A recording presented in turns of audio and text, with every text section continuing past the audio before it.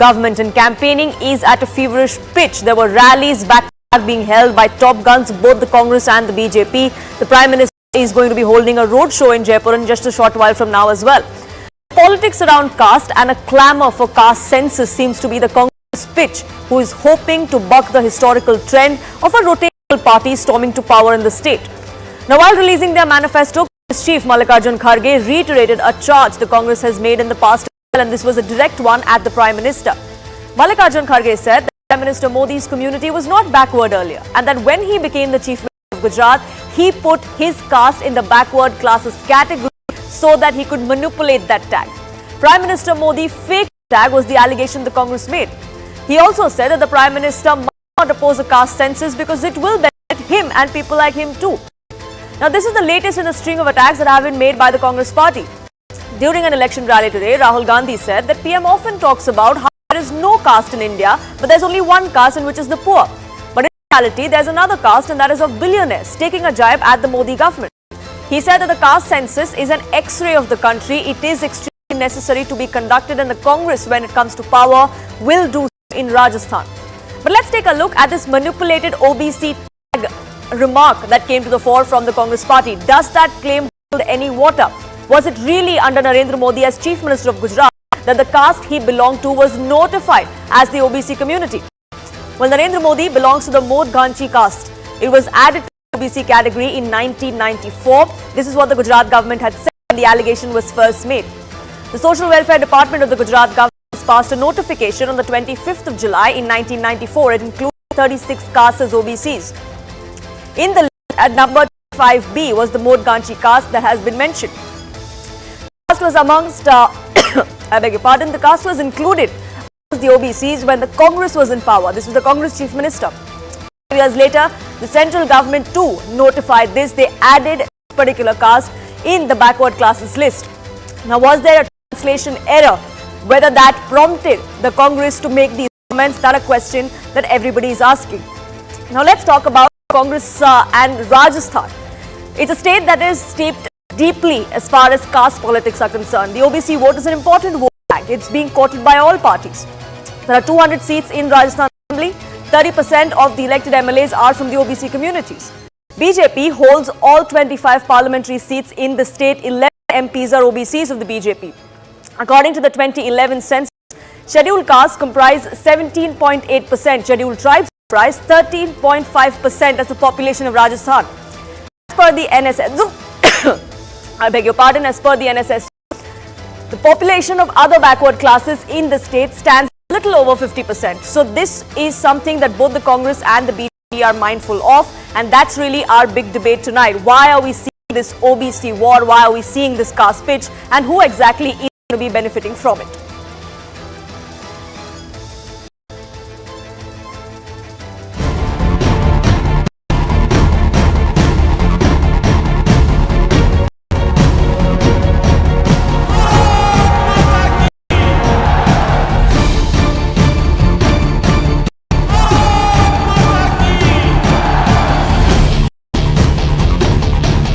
मोदी जी बोलते हैं यस मैं भी बैकवर्ड क्लास का हूँ, बोले कई बार आप सुने नहीं क्या? अपने ही कम्युनिटी को गुजरात में काशी केली बोल के बना कर उसको बैकवर्ड डाल दिया।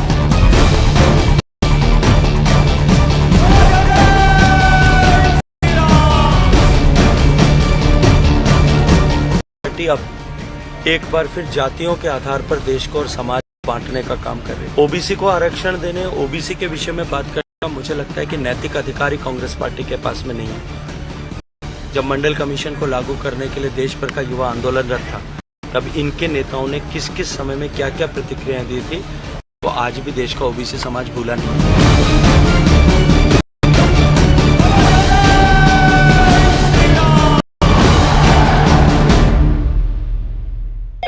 Hello, Moto.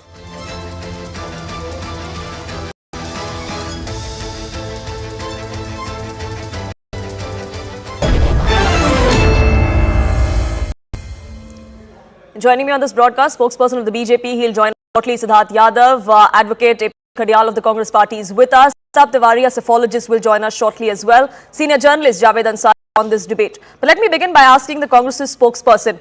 And Mr. Kajal, do you think the strategy is going to pay off by raking up whether the Prime Minister manipulated his OBC tag, whether he did so just for political gain or for political opportunism? Do you think this helps, or this is an effective strategy for the Congress party in Rajasthan when you're trying to make a caste census, a caste survey push? Thank you very much for the question. I think the Bharatiya Janata Party should stop being judge, jury and executioner. And for once, if the Bharatiya Janata Party come up with their double standards, because one, they haven't been able to do a caste census. There has been double speak on their part. We have been demanding a caste census. And if the Bharatiya Janata Party spokesperson joins, I would love to know it from him or her, the spokesperson, as to why have they not been able to do it in so many years in 2 terms. Number 2, I want to clarify 2 things. It is the Bharatiya Janata Party that does politics on caste and religion when it comes to elections, because they don't have any work to show. Number 3 is the Bharatiya Janata Party should answer this one question. Mr. Mallikarjun Kharge has been targeted because of his caste, and you would remember that the centre had lately, some time ago, had formed this committee of 8 members. It was a high-level committee for simultaneous elections. But Mr. Mallikarjun Kharge was not a seat in that. Now, I'd like to know from the Bharatiya Janata Party that why has the president of the Congress party, why has a respected member of a respected community, why has a member who has done so much for our country not been given a seat on the table? Number 4, Mr. Modi recently gave a statement about setting up a committee to empower a community with regard to the demand for categorization of SC. Now, the Bharatiya Janata Party has been in power for so long. You have the power, you have the majority, you have the votes, you have everything. You can bring along an ordinance also. So this double standard of the Bharatiya Janata Party needs to be given up. This needs to be done away with. For once, if the Bharatiya Janata Party could do what they say, I think the country would appreciate. And I have Siddharth Yadav of the BJP on this broadcast, and if you heard your questions, I have him rebut. But I want to ask you one question. You said that the BJP often talks about this but has done nothing. Many would accuse you of doing the same thing as far as Rajasthan is concerned. The caste survey and the caste census push and this is only coming a few months before elections. The Congress was in power for over 4.5 years there. That's what many would say. I'm sorry, I beg to differ. Our leaders in Rajasthan have been demanding that for a very long time. Our leaders in the High Command have been demanding that for a very long time. In fact, our leaders have said that this is an X-ray of the country, and unless we do not know how many members there are to a particular community, how do we know how much participation there has to be? So I think the Bharatiya Janata Party being in power for 2 terms, being in the centre, having an absolute majority, more than 2/3 majority, has not done anything for these communities. And when it comes to they have a lot of words to offer, they have a lot of words to contribute, but zero action. They are big talk and zero action. Siddharth, how would you like to respond? The BJP, for so many years at the centre, has not done anything for the community. The Prime Minister only uses it when it comes to election rallies and only as a political tool. The BJP is not walking the talk. Do you think the BJP has an effective strategy to cut this narrative the Congress is setting in Rajasthan? Because caste is an important factor as far as that state is concerned. No, I feel Congress can try and put in any narrative that they want to build. But the reality of Congress and the hypocrisy of Congress exposes them in any way which the people also understand, the country also understands. Actually, the reality is the Congress can only remember, and Rahul Gandhi could only utter the word of OBC when actually the country had the OBC Prime Minister, where the country had the maximum number of ministers from the OBC community ever in its history. Rahul Gandhi thought that I need to begin this OBC rant, otherwise, I'm going to be lacking behind. I don't think that Rahulji would even be knowing about OBC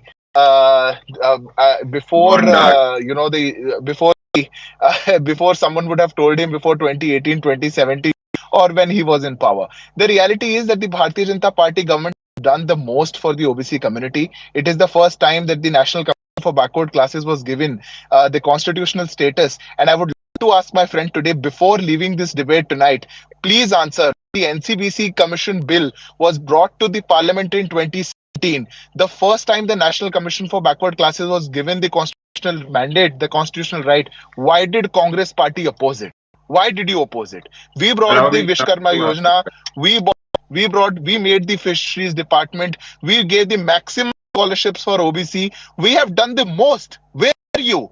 You could only think of OBC, and you were asking me that in so many years, why couldn't we do a caste census? We could not do a census because we were under a pandemic. No country in which the census was due in 2020, 2021 in the world has done the census, especially us. When we, a country of such a stature, such a big country, when we try to do something, we have already announced that we would do a census in the time to come, and we would do a census removing all the difficulties. Please do answer in this debate tonight. When you did the survey in 2011, why did Minister P. Chidambaram in 2013 on the parliament podium said that if we release the data of this census, we will have dangerous consequences? Why did you not release? You were with the data for 3 years. You did not release the data. Now you're asking questions with the BJP. Why would you do it? Why would the Congress just to play with OBC sentiments? And I was hearing what Mr. Khadge was saying. I did not between you, sir. Please have the courtesy of already listening. had a lot of time. I was listening to what Mr. Khadge said in the elections. I think speaking on the Prime Minister, abusing the Prime Minister, the Congress can only do it. The Congress can only do it for OBC Prime Minister. Nobody else. Would you have the courage to say the same thing? Rahul Gandhi, born with a golden spoon. Sir, you have the courtesy to listen to me. I'm sorry, I would not participate with you like this. I'm sorry, but you already had a lot of time. Double the time that I had. I have a question for you. Sir, Gentlemen, questions were raised, questions were asked of each other. The Congress asked certain questions of the BJP. Siddharth Yadav has responded. Siddharth Yadav, you've asked certain questions of Mr. Khadial. Let him go ahead. Khadial, go ahead, and then I'll get the other two panelists in as well. See, the Bharatiya Janata Party's expertise is to do whataboutery, and that's exactly what the BJP has done. Did not answer a single question. Please answer the specific question I asked you. Don't cry baby now and ask for more time and more time. You had your time, you asked the question. Let him respond, please. Thank you. No, he should get of his own medicine, speaking, interrupting others. My time, it's my name, Ashpreet. So you should understand this for others also. Please go ahead. I think, see, if you take the double the time of the other speakers, of course, you have to interrupt. Now, please understand one thing. Your you be the anchor also. Your screen's been going off, you've been going in the dark, and that's exactly what we've been doing to the people of India. I request both you gentlemen, let's stick to the subject. There are other two panelists are also waiting patiently. Yes, go ahead. See, I mean, gentlemen, saying that, it was the pandemic, that's why we could not do the census survey. I think there could not have been any less logic to it. It couldn't have been any more absurd.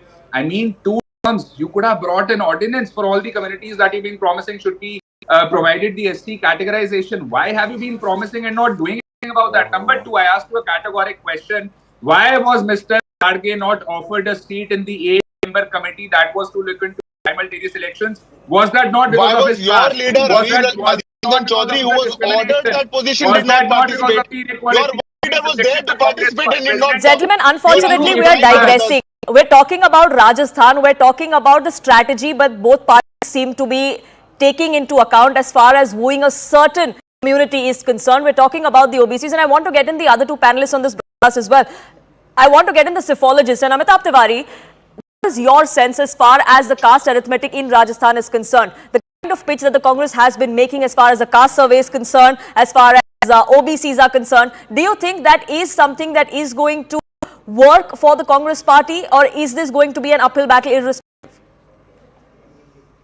See, it is going to be an uphill battle irrespective because of the fact that the same question people might ask Congress, that if you were in power for the past 5 years, why have you not conducted a caste census, or why have you not talked about the caste census in the earlier times? That's number 1. Number 2, OBCs are generally comprised of Jats, Gujars and other OBCs, lower OBCs. Now the Gujars voted for the Congress party in 2018. They are traditional vote bloc for BJP, but they thought that Sachin Pilot could become chief minister, so they backed the Congress. But that has not happened. So there is some disillusionment among the Gujars. This time also, Sachin has not been clearly declared as the CM face. The Jat vote is likely to be split amongst the 3 parties because there is a Hanuman Beni RLP, which is attracting youth to a large extent in the Jat-dominated areas. However, the other lower OBCs, if you look at the CSDS data, have been largely voting for the BJP in the past 3 elections since the delimitation. Even if you see the number tickets which have been allotted by the Congress to OBCs, that is 74 or 75, which is much lower than 50% population of the OBCs. So unless you show commitment by declaring the amount or the number of OBCs as candidates, which is in equal to the proportion, because that is Congress's slogan or nara, jitni abadi utna haq. But that has not happened in ticket distribution. So that could, to my understanding, not be a great comforting factor for the OBCs. However, they have a OBC chief minister, which has been in power for 3 terms, belonging to a lower OBCs. However, there is some discomfort there as well, because the community which he belongs to is fairly less in representation, around 2 to 3% only, and the Jats and Gujars have been demanding their pound of flesh from the Congress over the years. And Kadyal, if you look at ticket distribution, like Mr. Tiwari was also pointing out, both BJP and the Congress seem to have done the balancing act as far as OBCs are concerned. The amount of tickets have been given to the OBC community in both parties pretty much stands around the same number, somewhere in the 70s if I'm not mistaken. So you were accused of the same allegation you're making against the BJP, that you're not walking the talk. I'm sorry, I beg to differ on that. It's us that have been demanding a caste census, and it's the Bharatiya Janata Party that has been in power for a very, very long time. And despite that, they haven't moved a leaf. Number 2, let me clarify one thing. The Bharatiya Janata Party has been saying a lot of things here in the debate and outside in Rajasthan as well. One of their promises happens to be, that we'll empower communities, we'll ensure your categorization, etc. This is one. However, on the other hand, Mr. Modi says there is only one caste, that is poor. Now, where do the billionaires go? Where do all these communities go that you've been promising to empower? What about them? So this double speak of the Bharatiya Janata Party is crystal clear. It's clear as day. And the Bharatiya Janata Party should apologize on this debate itself tonight, like the gentleman of the BJP was saying. Apologize to the people of Rajasthan, apologize to the people of India, apologize to 140 crore people for having tried to befool them with their promises of empowerment. And on the other hand, when it's time to do something, they say there is only one caste, that is the poor. So Bharatiya Janata Party needs to stop, blowing hot and cold at the same time. Number 2, please. Number 2. There are only 2 things that the Bharatiya Janata Party has done. That is abuse Mr. Gandhi, and that is abuse Mr. Kharge. So I would request them to stop doing that and start focusing on the Sure. Mr. Yadav, quick rebuttal, then I'll get Javed Ansari in as well. Yeah, I thought you had forgotten about it. I apologize, Mr. Ansari. Quick rebuttal from Mr. Yadav. Quick rebuttal. Just a short reminder, the Congress spokesperson has yet not answered why did the Congress oppose the NCC bill. I hope he answers while the debate ends. Before that, secondly, he said that I think the Congress is just confused. I asked you a question. Why was Mr. Kharge not offered his seat? Sir, I'm answering Mr. Kadyal, you asked him questions. Let him answer. I need to get in Ansari in as well. Let's not waste time in this going about back and forth between the 2 gentlemen. Mr. Yadav, 30 seconds. Please 30 seconds if you have a direct rebuttal to make. Otherwise, I'll get in. I have, yes. So Mr. Kadyal is accusing BJP that according to BJP, Garib is the only jati. Now he's asking where will the billionaires go? Sometimes his leaders say this is the party only supporting the billionaires. First, decide and come. Who are we for? That is for you. Do you think we are working for billionaires? Are we working for Garibs? Yes. For us, there is only one jati, that is Garib jati. For that, we are working day in, day out. That is why 13.5 crore people are above the below poverty line under our rule. You say Garibi hatao, you hatao the Garib. Now we are coming, let's come back to the point, and I want to get in Javed Ansari in on this.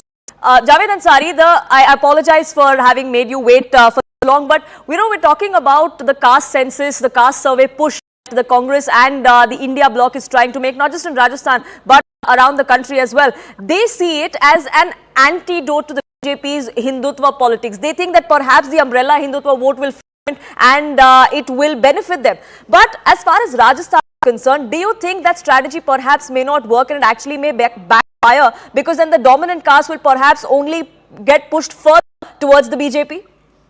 Look, theoretically, the OBCs dominate. There are 40 OBCs, the largest chunk there. Mr. Tiwari will correct me if wrong, but according to the figures that you put out, they're 47%. They are the largest chunk. But do all of them vote en bloc? I don't think so. The Yadavs in UP vote very differently from the Yadavs in Rajasthan and in Madhya Pradesh and in Haryana. Yadavs in UP are aligned to the SP, whereas those in Haryana and in Rajasthan are aligned to the BJP. So it's not a monolithic bloc which votes. And as far as double standards are concerned, look, political parties adopt positions depending on where they stand. Neither the BJP nor the Congress party, nor for that matter, none of the parties have lived up to what they had professed. Everybody cries is, competing with each other for demanding rights and demanding reservations for OBCs. But how many tickets has the Congress given? How many tickets has the BJP given? How many tickets has Mr. Beniwal given to the OBCs? It's less than 50%. There's a huge mismatch always between what political parties say and what they do. Trust, unfortunately, is a reality. In an ideal world, especially in this day and age, we should not be talking in terms of caste. But it has always played a very important role, and it will continue to play a very important role. There is no point in just ignoring it, just wishing it away, because it won't go away. It's a reality. Right, like you pointed out, that the Congress hasn't really walked the talk as far as ticket distribution is concerned, or for the pitch that they're making now for the OBCs is concerned over the last 4.5 years. I pointed out neither the Congress nor the BJP nor Mr. Beniwal. Yes. So it would be unfair to just say that I pointed out about the Congress. No, absolutely. Absolutely. I'm talking about the Congress because the Congress is incumbent here, which brings me to the question that would this then be advantage BJP come 4 days later when Rajasthan votes? Well, it all depends. The jury is still out. We don't know, but evidence from the anecdotal evidence seems to suggest BJP has its nose ahead in Rajasthan. And it's only once the last vote is counted, and then we have a breakdown. But for the moment, the BJP, and this has little to do with the OBC factor. It has more to do with the anti-incumbency factor. The fact that Mr. Gehlot woke up to this populist schemes very late, and his ability to ensure last mile delivery hasn't been that good or as good as he would have wanted, and therefore his government may not reap the political benefits that he hoped would accrue when he initiated these schemes.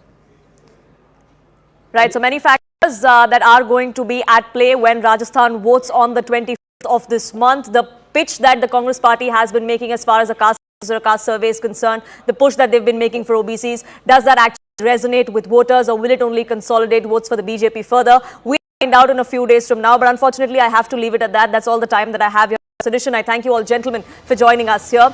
It's time for a quick break here on this edition of Plain Speak, but on the other side we have an exclusive conversation with American sociologist Professor Salvatore Babones on his new paper of Urbanization of Caste in America. Join Shivani Gupta after the break for this exclusive conversation. Hello, Moto.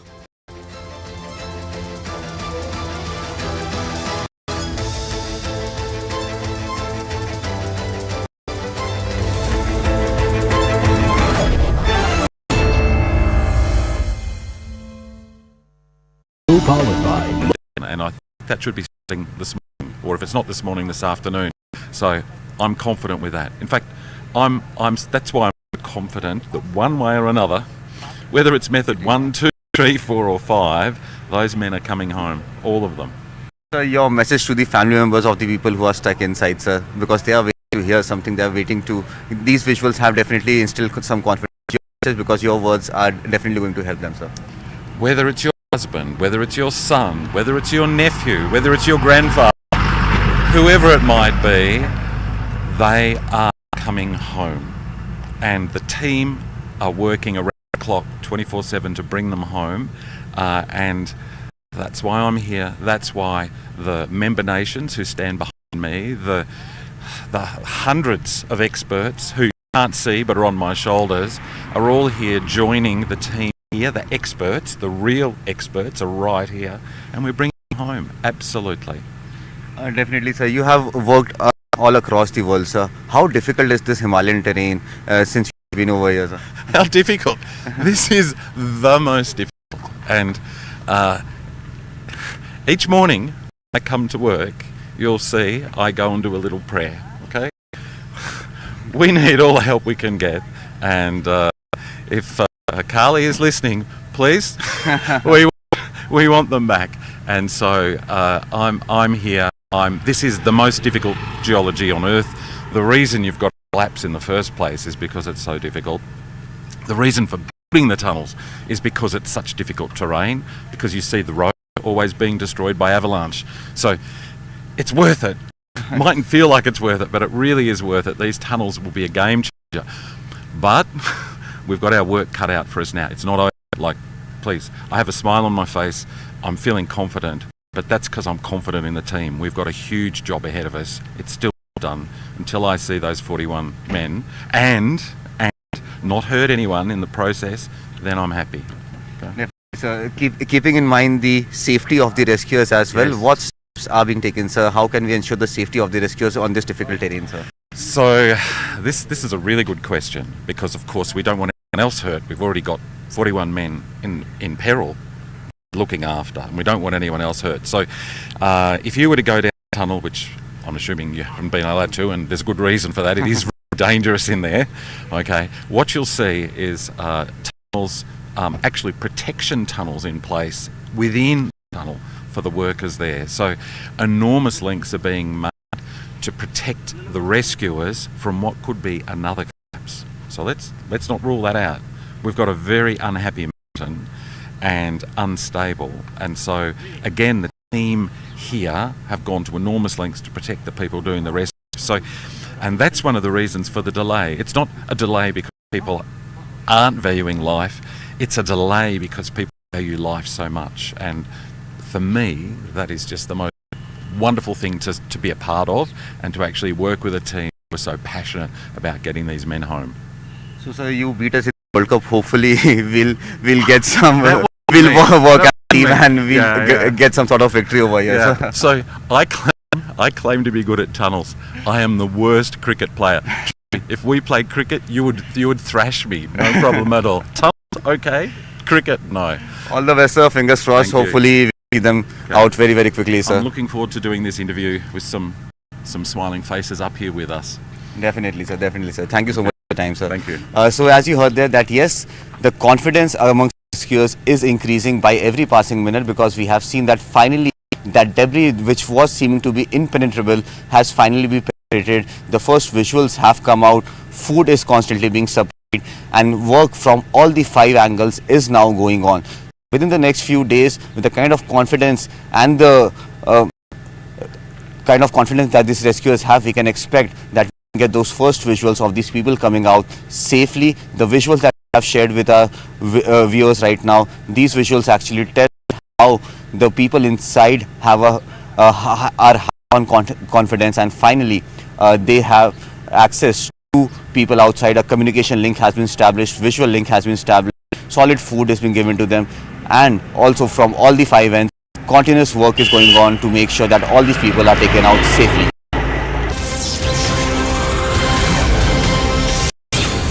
And this is the CNN News 18 exclusive news break. News 18 has been able to access the first visuals from inside the tunnel. Now, this video is from late last night when the first camera was sent in. All the workers inside are safe, and this is something that is being established through the video, that has been accessed by CNN News 18. This video is from inside the tunnel.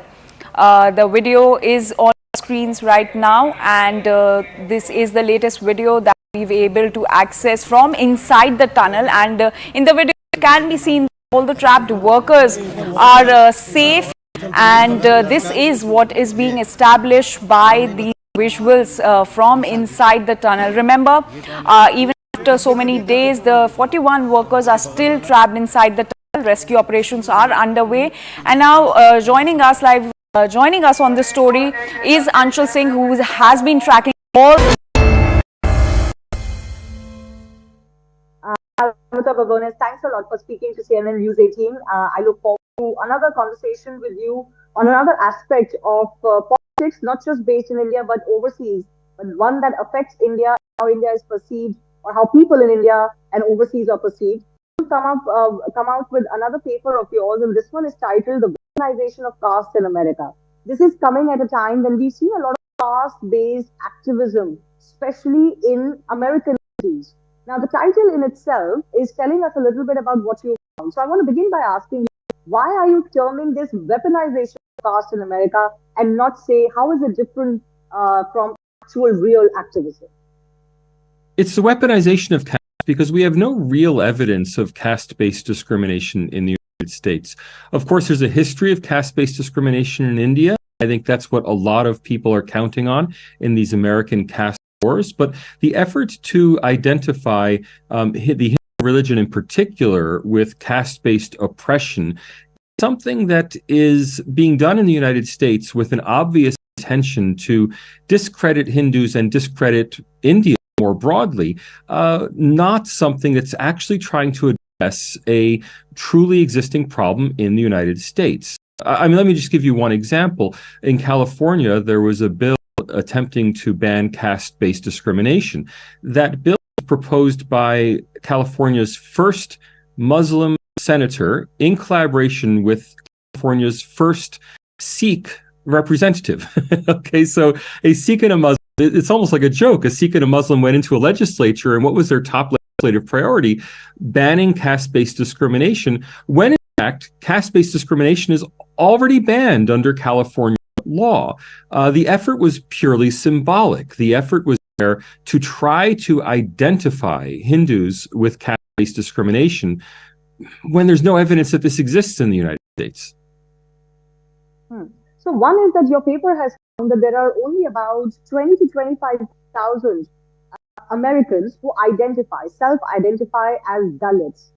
So that's a very small group of people, and even amongst this group of people, a lot of them are graduates or postgraduates. So not only are the numbers not adding up, but also their social status is actually better than the average American. So you feel like this isn't activism actually for the quote-unquote downtrodden. Then what is it? There doesn't seem to be any broad-based Dalit activism in the United States to demand redress for discrimination against Dalits. In fact, as I said, there's virtually no evidence of discrimination against Dalits in the United States.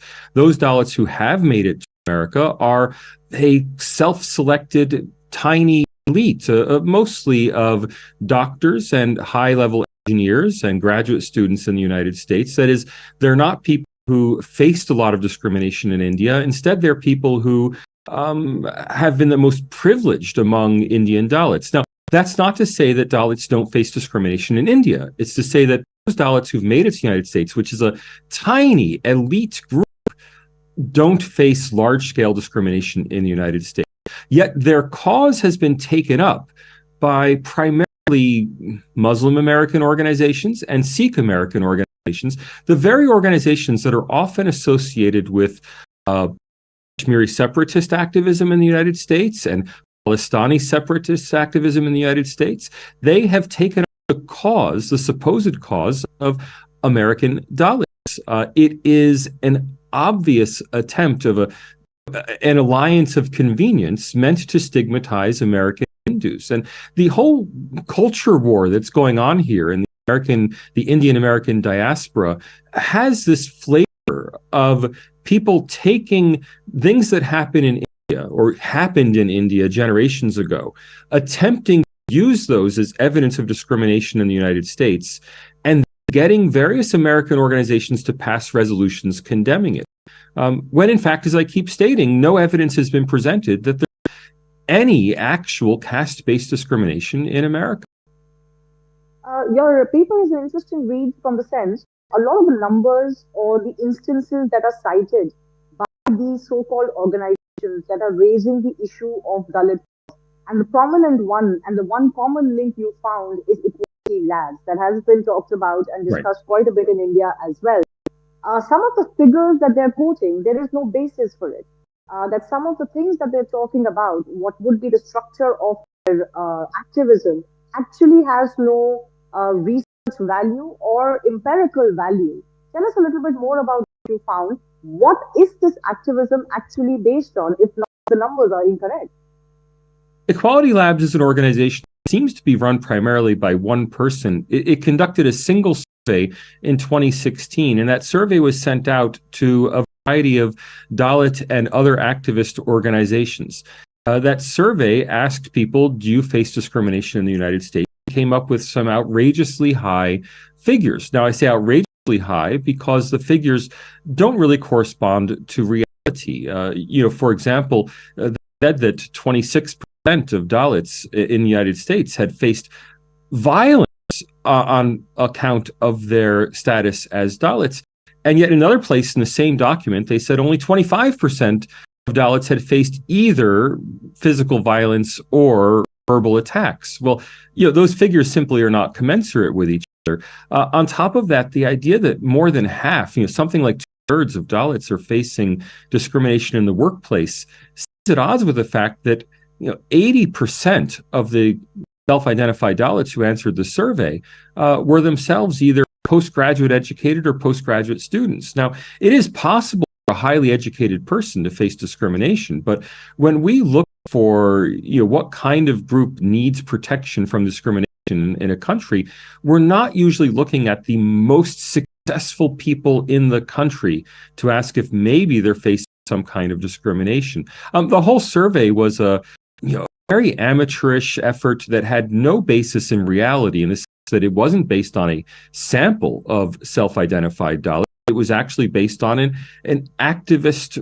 self-report. So the survey was distributed via what's called the snowball method, meaning I send it to my friends who send it to their friends who send it to their friends. It was not advertised in a broad way through mainstream Hindu civil society organizations or through Hindu temples or through mainstream Indian American organizations. It was distributed entirely through activist networks. I mean, it is a completely meaningless set of data produced by an organization that only has, it seems like, one primary officer, and yet this single survey done in 2016 has become the basis for the entire movement in the United States to associate caste-based discrimination with American Hindus.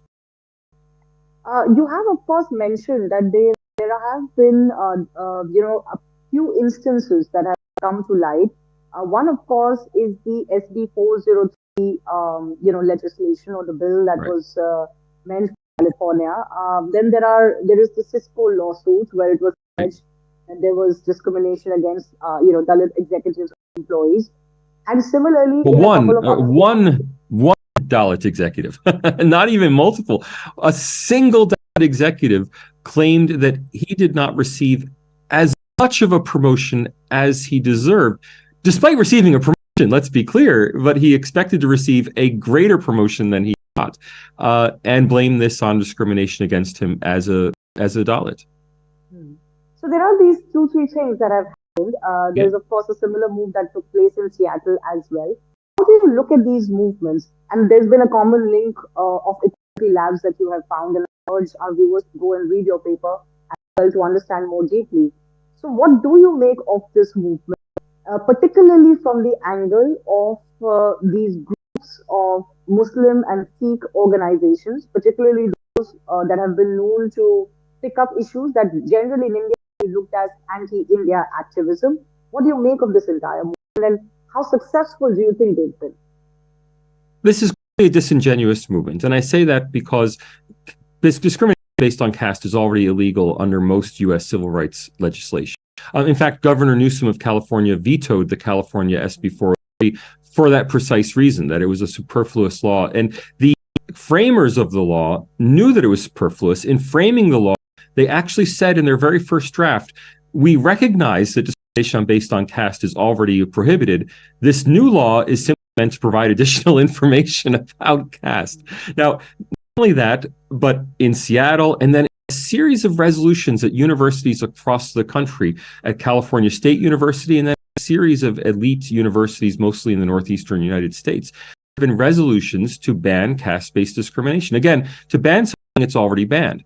Now, the resolutions themselves have long preambles in which they associate caste-based discrimination with the Hindu faith. They associate caste-based discrimination with India. Some of them pro forma that caste does exist in other South Asian countries. Some of them pro forma say that caste exists in other religions other than the Hindu faith. But fundamentally, the effort here is to associate in Americans' minds caste-based discrimination with the Hindu faith. And this association is then reinforced through textbooks. There's a big effort in the United States to write textbook descriptions of India and of the Hindu faith, to associate both of them with caste-based discrimination. And all of it centers on the activities of, as well, the Indian American Muslim Council and of other, Muslim, Sikh, and connected with them Dalit rights activist organizations. It is, viewed from above, viewed from the perspective of, 10,000 feet. You clearly see that the purpose of this movement is not to improve conditions for people. Everyone's against based discrimination, just like everyone's against race-based discrimination, everyone's against sex-based discrimination. There's no quarrel there. The purpose of these efforts is to create in the American mind a connection between the Hindu faith and...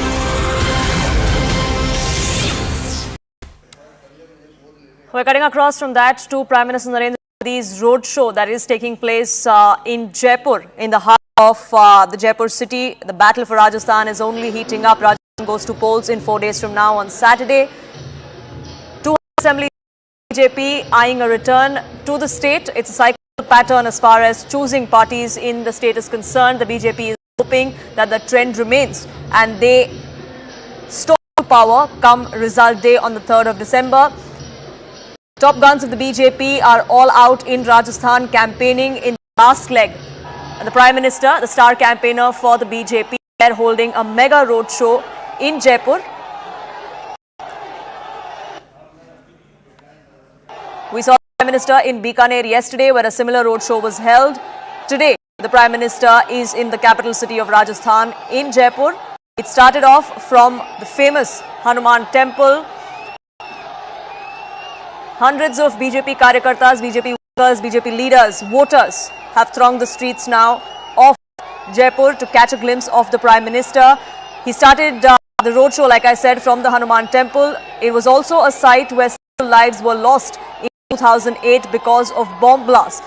It's also something that was part of the evening, so to say, as far as the BJP's campaign is concerned. Remember, the Prime Minister has also been taking pot shots at the Congress party and what he called was appeasement of terror, which has cost the state of Rajasthan. That is something that the Prime Minister has often spoken of while he has been on campaign trail in Rajasthan.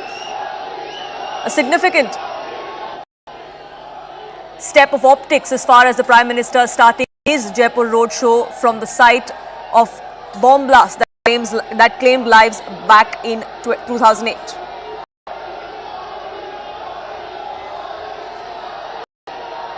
The Prime Minister is going to be passing through several key areas of Jaipur city. The rally is then going to be moving towards Hawa Mahal as well, an iconic part of the city, an iconic tourist destination as well. It is the center point really, at least of 3 seats. Aman, my colleague, now joining us from Jaipur, getting us the mood and feel from on ground. Over to you, Aman. Well, behind me you can see the Sanganeri gate, famous gate to the old city of Jaipur, and this is from where the Prime Minister has just begun his mega roadshow in Jaipur. He's going to cross almost a 5-kilometer route, and the route he's crossing: Sanganeri Gate, Bapu Bazaar, Nehru Bazaar, Kishan Pol Bazaar, Choti Chopad, Badi Chopad, Tripolia Bazaar. These areas are significant because just here, if you can my video to pan to you, this is the Sri Hanuman Temple in Jaipur.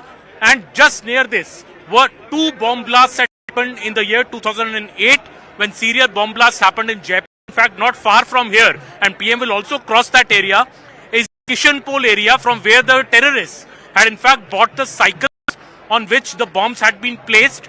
So the PM's roadshow today is Old Jaipur, and he's passing 3 key seats of Old Jaipur. He does a roadshow today which he has just begun. You know, it's also, I think, a wider message being sent that these terrorists who were actually accused of these bomb blasts in Old Jaipur, they got acquitted under the Ashok Gehlot regime, raising questions on what kind of prosecution was done in the court. This has also been one of the poll planks of the BJP in these elections. So the PM's roadshow in Old Jaipur, he's covering 3 assembly seats, sending multiple messages, I believe, sending this message that BJP stands against terrorism, BJP stands for safety and security in Rajasthan. Also, these 3 seats have seen a factor coming in this time of Hindu-Muslim polarization. So in a way, the Prime Minister's roadshow in this part is also very significant in that aspect. And the Prime Minister also held a roadshow in Bikaner yesterday. Today he's in Jaipur. So these roadshows towards the end of the campaign, Rajasthan just polls in another 3 days. Also sending this message, that last mile push which the BJP needs from the charisma and the Prime Minister. And you can see this huge crowd. In fact, as far as I can see here, I can see people on the road close to, I was speaking to some police officials who said over 1 lakh people are here today to watch the Prime Minister. This is the popularity of the man. This is the appeal of Prime Minister Narendra Modi, and you can see his posters all over. And the slogan of the BJP that Rajasthan wants Modi. The BJP fighting this election in the name of Prime Minister Narendra Modi. It has not projected any chief ministerial candidate. And such road shows by the Prime Minister, when they happen and when it happens in the capital, is trying to give that push to the BJP that it defeat the Congress and keep the reverse going that for the last 30 years anti-incumbency always claims the incumbent government. BJP is going to come back to power on these planks of safety, security of women. It's no tolerance against corruption and no appeasement policy, because there has been this feeling in Rajasthan that the Ashok Gehlot government has been doing appeasement politics. In fact, if I remember, very close to here is Hawa Mahal, from where a month back a Muslim youth was killed in a road rage accident, and the Ashok Gehlot government rupees 50 lakh compensation for that youth. This became a question which was attacked by the local BJP leaders here, saying that when Kanhaiya Lal was killed in Udaipur, the government had dragged its feet. It dragged its feet on Kanhaiya Lal's warnings to the police that it could be harmed. But when it came to a Muslim youth being killed in this area, the Gehlot government went out of its way, even in a road rage accident, to give him the same kind of compensation which was given to Tailor Kanhaiya Lal in Udaipur, who was a victim, the BJP says, of a terror incident. So in a way, the Prime Minister trying to give multiple messages here. In old part of Jaipur, we have priests here, we have women, we have men. This huge crowd. I have been to earlier roadshows of the Prime Minister, I must tell you, but I haven't seen such a huge crowd for a PM roadshow. And this 5-kilometer route that the PM has taken, I think, is a vital message for the Rajasthan elections, the state which polls in just the next 3 days. Absolutely, and like you were pointing out, the messaging is also very, very clear as far as choosing the site of a blast that claimed lives back in 2008 and beginning his roadshow from there is concerned. Appeasement, pandering to terror organizations, terror sympathizers, an allegation the BJP and the Prime Minister himself has been making on campaign trail. And what's significant is the kind of seats that this roadshow is also covering, isn't it? Now, as far as Old Jaipur is concerned, that is something that is believed to be the BJP's stronghold. But as far as the city of Jaipur is concerned, 4 seats is where the Congress did manage to push through last time around. Yes, there are 8 seats in Jaipur, and there's always been a very, very closely contested election in these 8 seats. The Congress has won some, the BJP has won some. In fact, on 2 of these seats here, the Congress has Muslim candidates. Muslim Hindu population also in Old Jaipur is almost similar. And you can see here, people, the priests here chanting religious hymns, and also, all this is happening in a way to send this message, also. And we were speaking to, in fact, some of the priests earlier who just across this Hanuman temple, and the PM would be going to this Hanuman Mandir when he comes towards the end of his roadshow, which is behind us. But people here very clearly saying that the Ashok Gehlot government has practiced appeasement politics. It is this underlying sentiment of Hindutva in this election, where people are saying that they want a Modi Sarkar, they want a BJP government in the state which does not do appeasement politics. In a way, I think that has become an underlying sentiment in this election, and Prime Minister Narendra Modi's roadshow in Old Jaipur, as I said, is sending multiple messages in this election just 3 days before the state polls on November the 25th. Right, 23rd is the last day of campaigning. All parties really have brought out the big guns as far as campaigning in the last leg is concerned.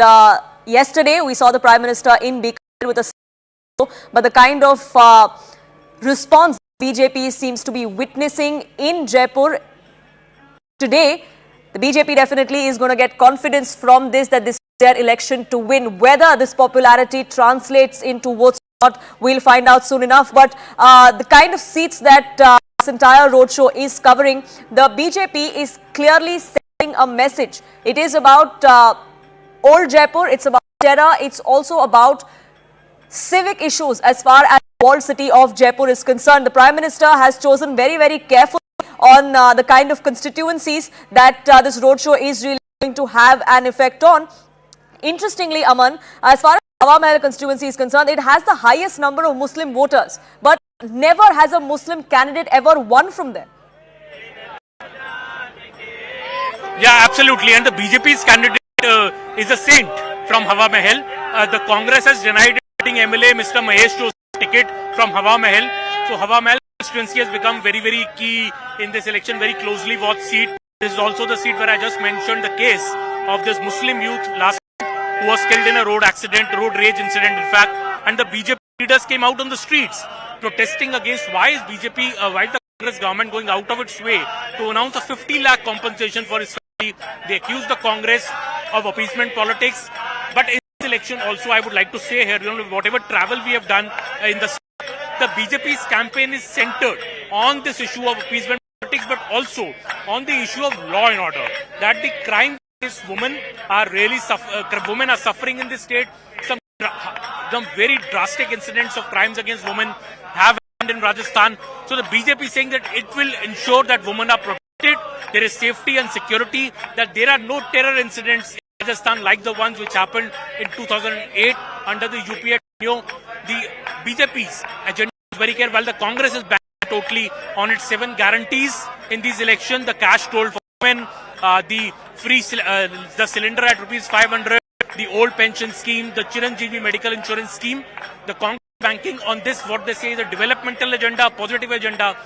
The BJP, I was at Gajendra Shekhawat's press conference earlier in the day in Jaipur, where he said that why has the Congress not even delivered half of its promises made in the last manifesto. He said that the claim of the Congress that it delivered 96% of its promises from its last manifesto is totally false. The BJP going very, very strong in this election on these issues. Will it have an impact? Will it increase the BJP's chances? Remains to be seen. But I think the Prime Minister's roadshow today and the crowd that I'm seeing here in Jaipur is definitely going to give the BJP a lot of confidence. This is under the BJP's mission, isn't it, where the top guns of the BJP have ensured that they have not left any stone unturned as far as campaign for Rajasthan is concerned. As far as historical trend goes, Aman, the BJP is confident this is their election to win, because that's really how Rajasthan has voted. They have a cyclical pattern of voting parties into power. Absolutely. See, the BJP always is very good at this. In the end of the campaign, we have seen Prime Minister Narendra Modi do 5 rallies. Yesterday and today combined, he has done 2 roadshows. Yesterday in Bikaner, today in Jaipur. PM is doing 2 more rallies tomorrow. Mr. Amit Shah is also here doing multiple rallies. In fact, tomorrow, most senior leaders of the BJP will be in Rajasthan, from Yogi Adityanath to Rajnath Singh to other senior ministers to their state leaders. Everybody being on the campaign trail here. So BJP putting all its guns in the fight. In fact, when I met Sachin Pilot for an interview yesterday, he told me that why is the BJP getting all its leaders from outside? Their state leaders do not have any resonance in Rajasthan. That is the point that Congress is saying. But BJP always does this in an election, in a tight election, especially towards the end, and brings out all its big guns to try and get that extra edge in the election. And of course, Prime Minister Narendra Modi remains popular in a northern Hindi heartland state. Prime Minister is a factor even in a state election, which are unlike the Karnataka in a southern state, but in a northern Hindi-speaking state, I think in Rajasthan or be it Madhya Pradesh, the Prime Minister Narendra Modi remains immensely popular. And I spoke to many people here, in fact, earlier in the day before the Prime Minister arrived, and the only person they say they're going to vote for is Narendra Modi-led BJP. So that is the reason I think the BJP is also going to this election with the Prime Minister's face on its poster, not it's who will be the Chief Minister.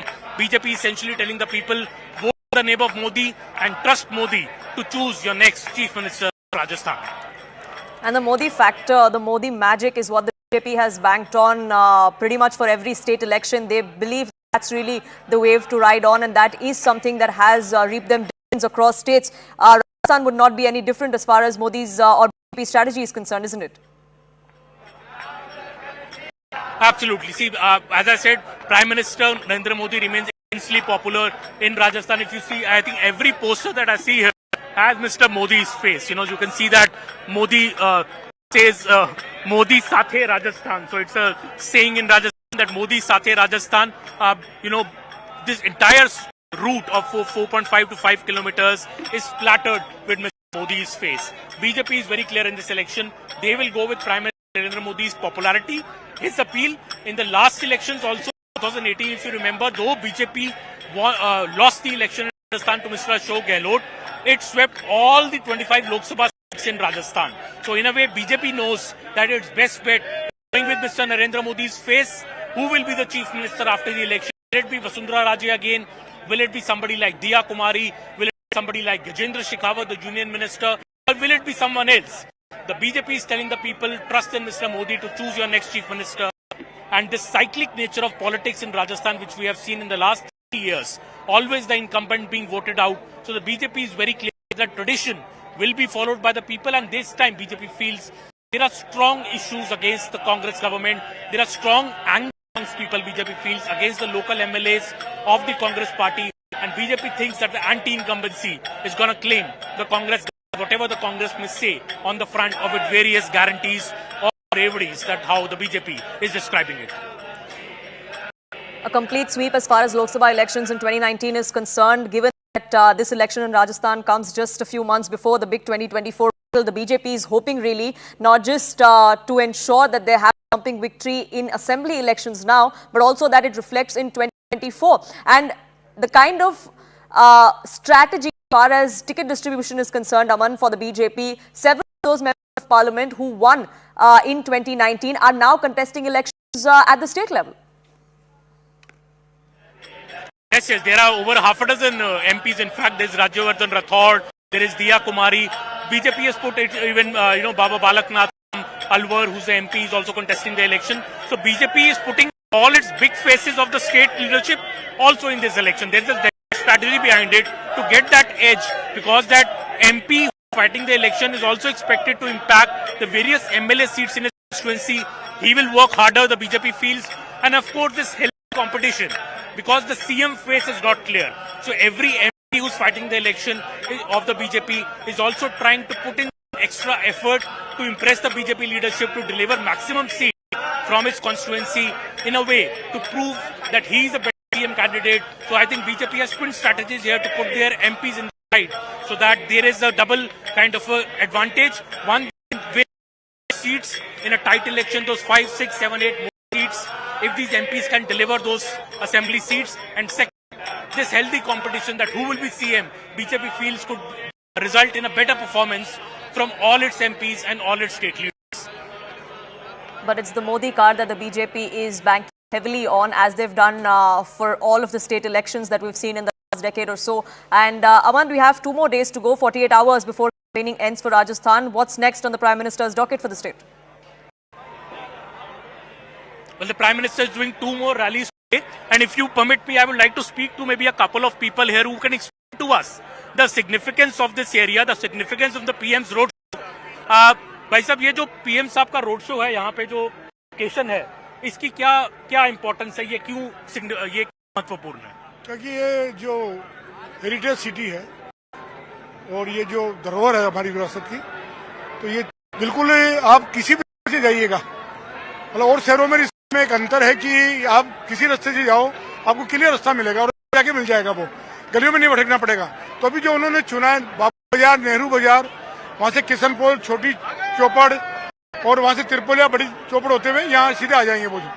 तो अभी एक square बन गया है ये जी।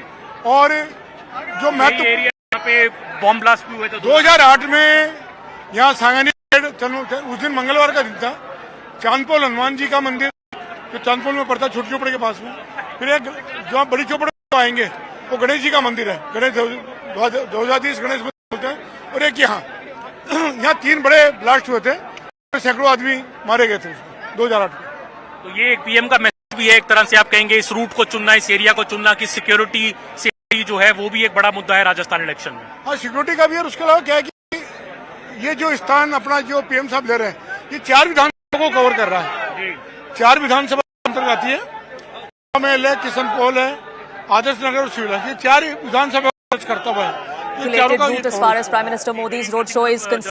High on optics, high on symbolism. The Prime Minister making the last push for the BJP ahead of the 25th November elections. With that, it's a wrap from my side here on this edition of Plain Speak. Rahul Shivshankar joins you next.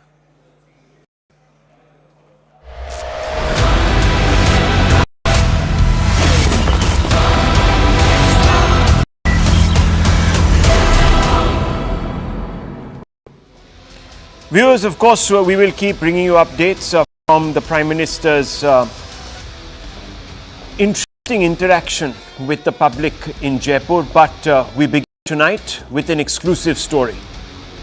Earlier in the day, your channel reported that the NCRT has made a slew of recommendations to the centre, to the union government.